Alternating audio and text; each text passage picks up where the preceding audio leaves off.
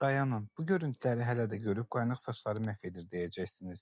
Xeyr, bu saçları qaynaq yox, yanlış usta seçimi bu vəziyyətə salıb. Bu xanım bizə gələndə bildirdi ki, qaynağın ön və yan hissələrini usta, arxa hissəsini isə köməkçi yığıb.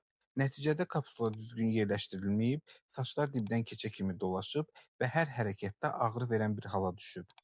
Biz saatlarla bütün dolaşıqları tək-tək açdıq, köhnə qaynağı çıxartdıq və saçlara düzgün texnika ilə yenidən qaynaq tətbiq etdik.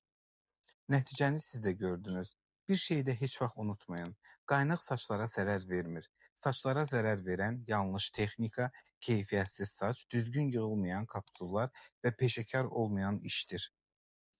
Ucuz qiymətə, yalançı vədlərə aldanmayın. Çünki səhvi düzəltmək düzgün etdirməkdən həmişə daha baha və daha çətin başa gəlir.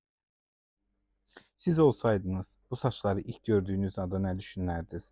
Fikirlərinizi şərhlərdə yazın.